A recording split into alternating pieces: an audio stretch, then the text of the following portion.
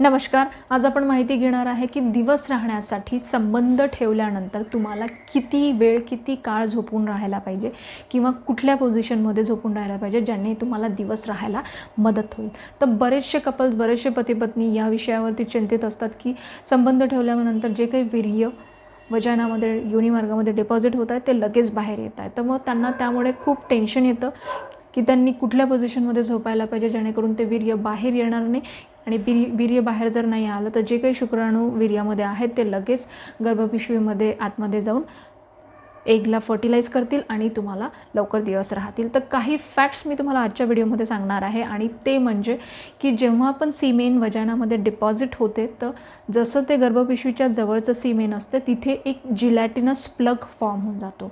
तर जे काही ॲसिडिक pH असतो वजानाचा, नॉर्मली जो योनिमार्गाचा pH असतो तो ॲसिडिक असतो.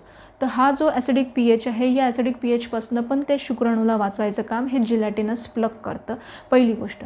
त्यानंतर जे काही शुक्राणू वजानाच्या जवळ म्हणजे गर्भपिशवीच्या मुखाजवळ सर्विक्सजवळ डिपॉझिट झाले आहे ते लगेच गर्भपिशवीमध्ये ट्रॅव्हल करतील किंवा स्विम करतील. तर हे जे शुक्राणू जे गर्भपिशवीमध्ये गेले आहे तर गर्भपिशवीच्या मुखापासून फॅलोपियन ट्यूबपर्यंत पोहोचण्यासाठी 5 ते 10 मिनटं त्यांना लागतात. तर संबंध ठेवल्यानंतर जर तुम्ही उभे पण राहिले तरी पण तुम्हाला दिवस राहू शकतात.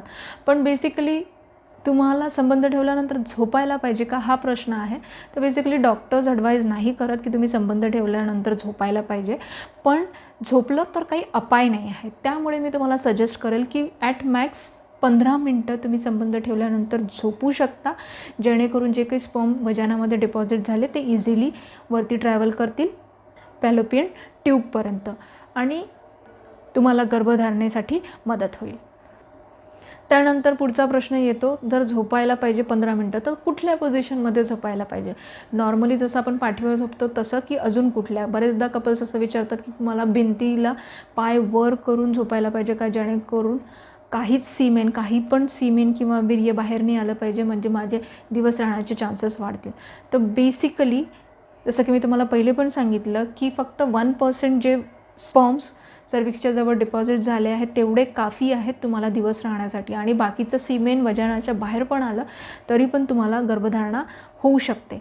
तर कुठल्या पोझिशनमध्ये तुम्हाला झोपता येईल तर नॉर्मली तुम्ही फक्त पाठीवर झोपून राहिले तरी पण चालेल आणि या व्यतिरिक्त जर तुम्हाला कमरेखाली उशी घ्यायची असेल तर कमरेखाली उशी घेऊन पण थोडंसं तुम्ही झोपू शकता. पण असं नाही आहे की 2-3 उश्या घेऊन तुम्हाला झोपायचं आहे. एक उशी घेऊन झोपले तरी पण चालेल.